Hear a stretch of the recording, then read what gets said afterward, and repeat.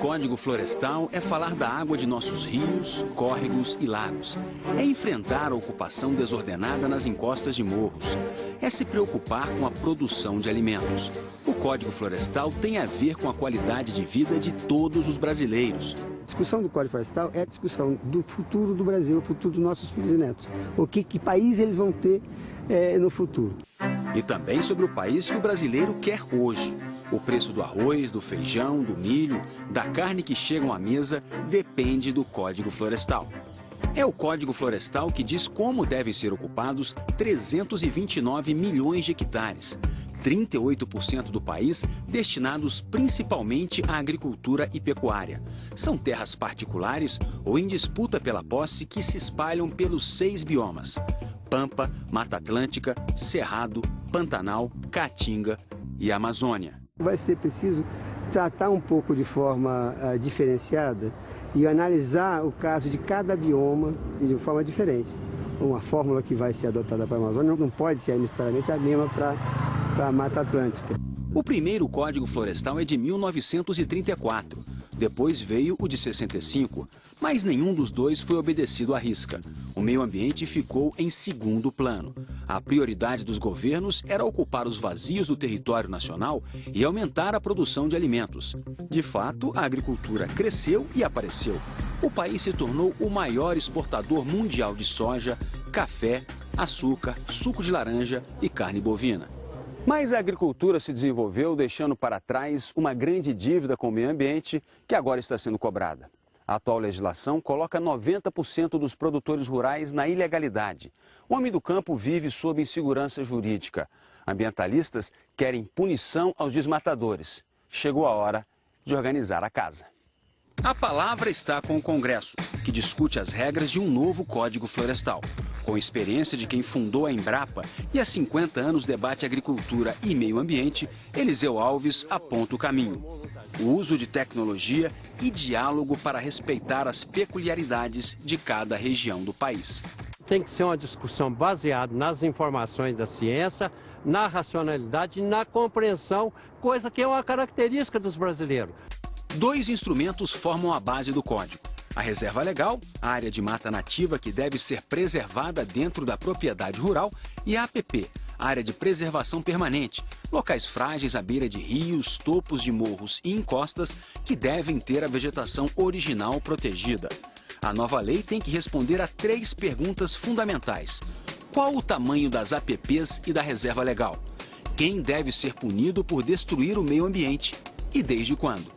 A degradação ambiental se faz sentir até mesmo quando a natureza se mostra grandiosa. As exuberantes cataratas do Iguaçu também dependem do respeito às áreas de preservação permanente. Daqui para cima são mais de 1000 quilômetros do Rio Iguaçu, que convive com intensa atividade humana em suas margens. Nós recebemos uma carga muito grande de poluentes, uma carga muito grande de resíduos, de lixo. Conciliar agricultura e meio ambiente é rentável. Daci Ferrarim comprou esta fazenda de 2.000 hectares em Mato Grosso em 1998. Levou 3 anos para recuperar a terra que estava destruída. Hoje, com o plantio direto na palhada, faz 4 colheitas por ano: soja, milho, semente de capim e algodão. A produção de gado aqui é 4 vezes maior que a média da região. Tudo que você põe na terra, você recebe em dobro. Se você não jogar cuidado, ela se desfaz, ela se desmancha, ela vai embora para o rio, não te produz mais e você acaba aborrecendo e vendendo a propriedade. O desafio do Brasil é multiplicar exemplos como o de Ferrarim. Segundo a Organização para a Cooperação e Desenvolvimento Econômico, OCDE, a oferta mundial de alimentos nos próximos 10 anos precisa crescer 20%. O mundo espera que o Brasil contribua com quase metade desse aumento. Mas o consumidor internacional já não aceita pagar por aquilo que é produzido, causando prejuízo ao meio ambiente. O Brasil tem uma chance de ouro de ser um dos únicos, se não o único país que combine uma agricultura altamente moderna, produtiva, com um meio ambiente com alta biodiversidade. Nós não podemos viver sem agricultura, como nós não podemos viver sem um meio ambiente saudável.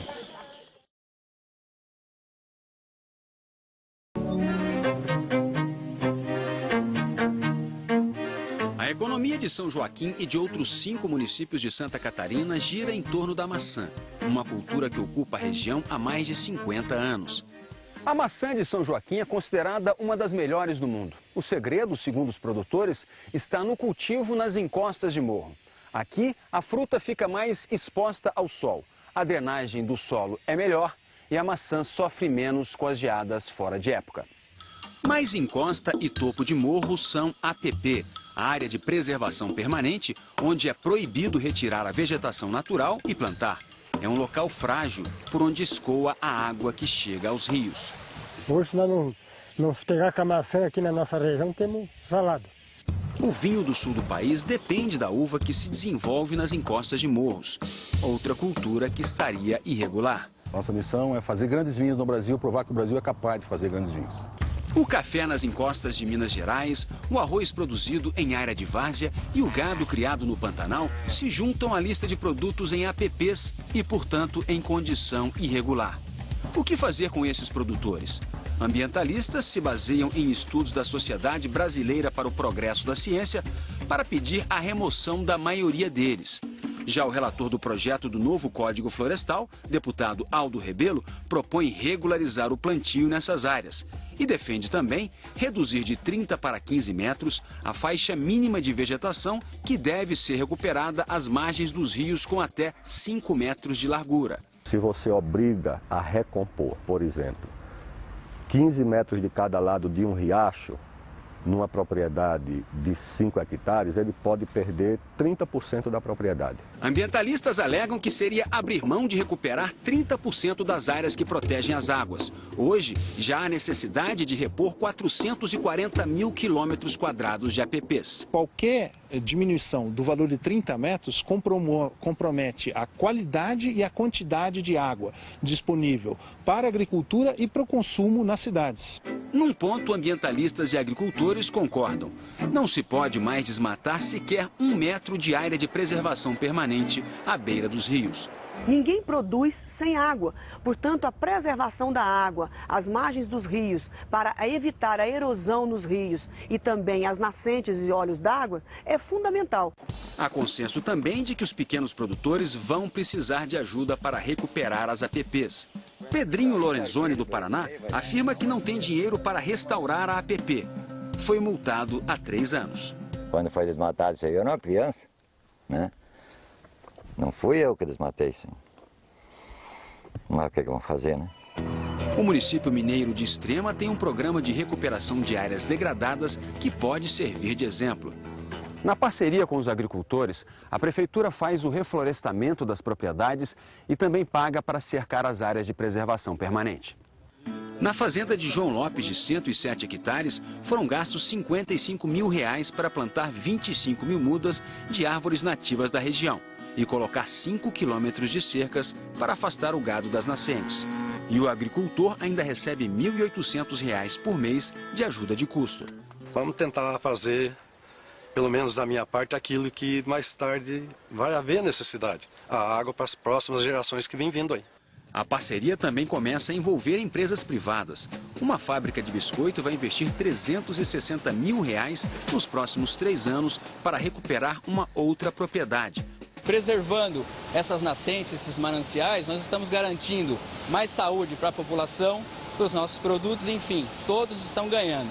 A Prefeitura de Alta Floresta, Mato Grosso, conseguiu R$2.800.000 do Fundo da Amazônia para revitalizar nascentes degradadas. Há um ano, esta área de preservação permanente era pasto para o gado. Ela vem sendo recuperada em um projeto pioneiro que permite o replantio de vegetação nativa nas APPs junto com frutíferas, como o abacaxi. É uma forma de geração de renda temporária para o agricultor, enquanto ele espera para viver do extrativismo.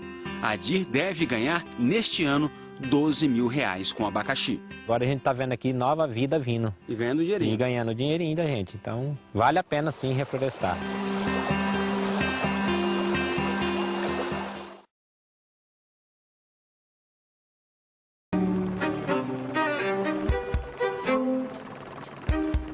Sobrevoar o local da maior tragédia climática da história do país ainda causa perplexidade.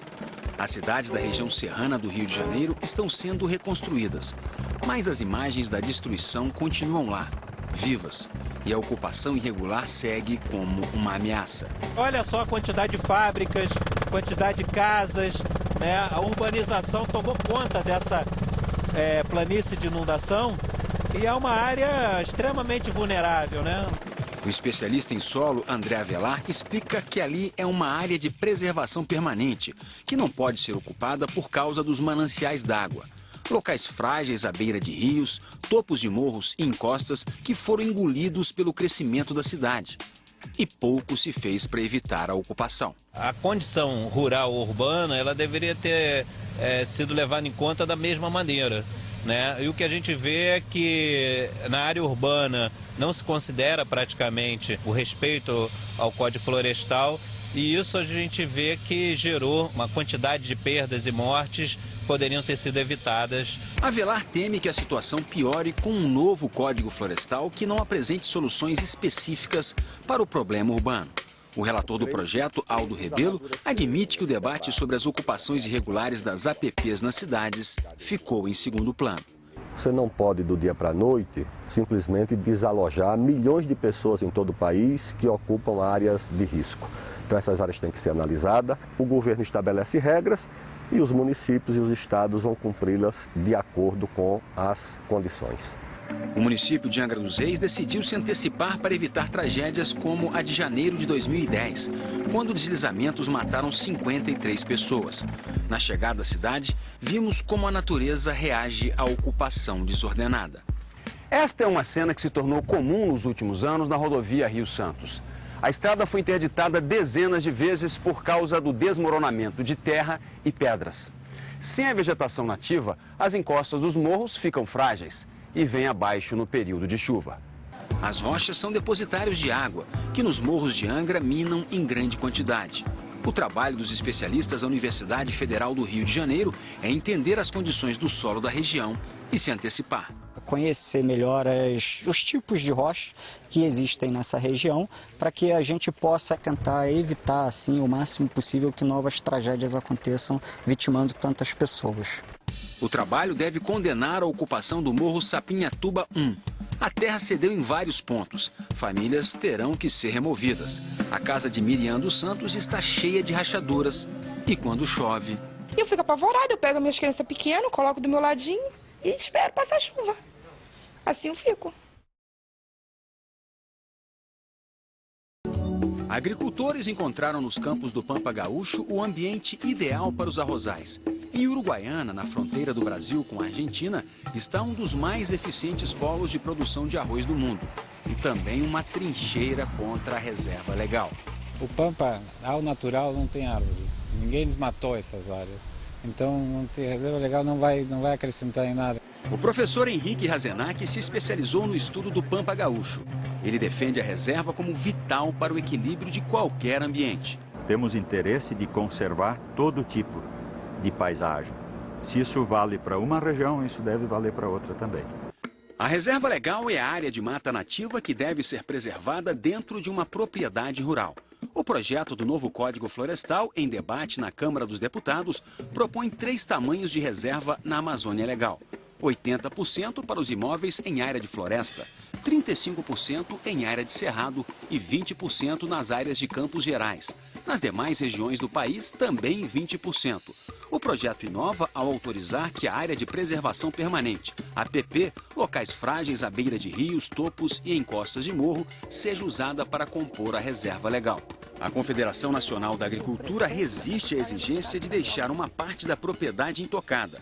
Não é justo com os brasileiros que nós possamos diminuir a área de produção de alimentos para depois importar alimentos de países que não têm código florestal e muito menos reserva legal. Ambientalistas defendem a reserva legal como um benefício também para a agricultura. A gente tem uma imensa oportunidade de criar uma marca Made in Brasil igual a produzido ambientalmente correto, sem contribuir para o desmatamento e sem contribuir para o aquecimento global. A recomposição da reserva legal não se fará do dia para a noite. Quem desmatou mais do que devia terá até 20 anos para recompor a vegetação. Pode também alugar de quem tem reserva em excesso ou comprar uma outra área para compensar a falta de reserva da fazenda. Foi o que fez a família Ismanioto de Sorriso, Mato Grosso. Comprou uma área de cerrado a 600 quilômetros de distância, onde o hectare custa R$ 600, contra R$ 10 mil em Sorriso. Fica difícil para a gente tirar uma área dessa e poder para plantar alguma árvore nativa, alguma coisa sem algum fim lucrativo. O projeto do novo Código Florestal propõe a compensação dentro do mesmo bioma. Ambientalistas querem reduzir essa distância para a mesma bacia hidrográfica, área sob influência de um grande rio. O especialista Gerdes Parovec diz que é preciso analisar caso a caso. A compensação, ela tem mais valor, ou ela é melhor, o quanto mais próximo de onde existe a falta da reserva legal. A maioria das cidades do Sul e Sudeste não tem áreas disponíveis para fazer a compensação no mesmo estado. Já Paragominas, no Pará, cadastrou agricultores e pecuaristas e constatou que tem áreas para compensar dentro do próprio município. Existe uma relação de propriedades que têm passivo e uma relação de propriedades que têm cota excedente da reserva florestal. Outra forma de resolver a falta da reserva legal em áreas de pecuária é aumentando a produtividade. A média no Brasil é de meia cabeça de gado por hectare. Com técnicas simples de manejo, é possível dobrar essa produção. Estamos num país agrícola, com vocação agrícola, onde a tecnologia tem que ser implantada no campo para que a gente aumente a produtividade dessas áreas e, logicamente, libere áreas de menor aptidão para cumprimento da legislação ambiental. O problema é grave também nas pequenas propriedades. José Melo chegou à Alta Floresta, Mato Grosso, em 1976, quando a ordem era desmatar e ocupar a terra para conseguir financiamento nos bancos. Hoje, usa 57 hectares para criar 50 cabeças de gado. Dezenas de agricultores do município vivem situação semelhante. Se for obrigado a reflorestar 80% dos pequenos proprietários que tem, a maioria abandonava a terra. O projeto do novo código desobriga os pequenos agricultores de recompor a reserva legal.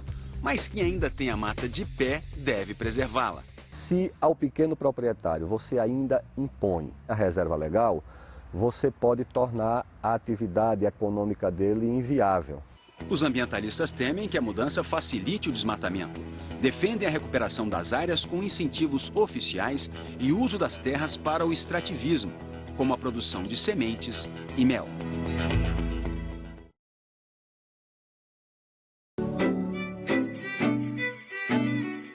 Pequenos agricultores chegaram a Capanema, no Paraná, no início da década de 60. Muitos, como o pai de Luiz Guilherme Poçan, ocuparam a margem do rio Iguaçu. Desmataram para receber financiamento dos bancos. Eles só financiavam se o cara tivesse a área limpa, não podia ter mata. Eles vinham ver a área, se tivesse limpa, eles financiavam, né? Poçan e outros 80 produtores foram multados em 2008 pelo desmatamento do passado, por plantar em uma APP, Área de Preservação Permanente, onde é proibido retirar a vegetação natural. É um local frágil, por onde escoa a água que chega aos rios. O Rio Iguaçu, neste ponto, tem mais de 800 metros de largura. Se o Código Florestal for aplicado com rigor, não se pode plantar nada em uma distância de até 500 metros da margem do rio, o que significa proibir qualquer cultivo nesta propriedade. Os agricultores de Capanema e outros 5.300.000 produtores rurais espalhados pelo país estarão de olho em Brasília na semana que vem. O presidente da Câmara confirmou a votação do projeto do novo Código Florestal no plenário. Há uma vontade política, tanto de ambientalistas quanto de agricultores, de aproximarem as suas opiniões, de abrirem mão das suas convicções e de, a partir disso, construir consensos que viabilizem a votação do novo Código Florestal. Nos permite hoje afirmar que dos pontos que envolvem o novo Código Florestal, 98% nós temos acordo. Há acordo sobre o tamanho das áreas de preservação permanente. A área máxima de largura da APP vai continuar em 500 metros. A única mudança será a redução de 30 para 15 metros da faixa mínima de vegetação, que deve ser recuperada às margens dos rios com até 5 metros de largura. O café, a maçã, a uva e outras culturas já consolidadas em encostas de morro não serão retiradas, mas terão que adotar técnicas de conservação do solo e da água. As multas aplicadas antes de julho de 2008 serão perdoadas desde que o produtor entre num programa de recuperação de áreas degradadas, acordo que agrada os ambientalistas. A gente é contra a anistia ampla, geral e restrita porque o Brasil é um país de democracia muito recente. E a pior coisa do Brasil é o desrespeito à lei, em geral. Ainda há divergências sobre a reserva legal, a área de mata nativa que deve ser preservada dentro de uma propriedade rural. O relator do novo código, o deputado Aldo Rebelo, vai manter a proposta que desobriga os pequenos agricultores de recompor a reserva legal, área que é de 20 hectares em Brasília e de 378 hectares em média no Acre. Nós temos um acordo para a reserva legal, ou seja, todos estarão obrigados a ter reserva legal. Nós estamos em busca de uma solução para as pequenas propriedades. A minha ideia é que essa propriedade declare como reserva legal a vegetação nativa existente ou remanescente até, por exemplo, a data de 2008. As propriedades maiores, sem reserva legal, terão 20 anos para recompor a vegetação. Falta acertar o prazo para quem decidir alugar ou comprar uma outra área para compensar a falta de reserva da fazenda. O relator quer 5 anos, o governo apenas 1. Certo é que agricultores como Júlio Filho, do Rio Grande do Sul, terão que cumprir a regra. Ele conquistou o selo verde do Instituto Rio Grandense de Arroz por plantar em harmonia com o meio ambiente, mas é contra a reserva legal. Tu te compromete a cuidar e no momento que ocorra qualquer coisa que fuja, inclusive do teu controle, fiscal venha até a fiscalizar e ocorrer qualquer coisa que estiver em desacordo, o responsável é tu e as penalidades serão para ti. Há também quem tenha se antecipado ao novo Código Florestal no trabalho de recuperação de reserva legal e APP. Manter a mata intacta em área de preservação permanente pode ser lucrativo. Em Santa Catarina, um projeto reúne agricultores para criar um mercado de adoção de árvores. O projeto vai doar 500 mil mudas para pequenos agricultores e ajudá-los a ganhar dinheiro com a mata de pé. A intenção é que isso passe a ser importante na fonte de renda da família agricultora, assim como é o milho, o feijão, os produtos orgânicos que ele vai produzir nessas áreas de preservação permanente.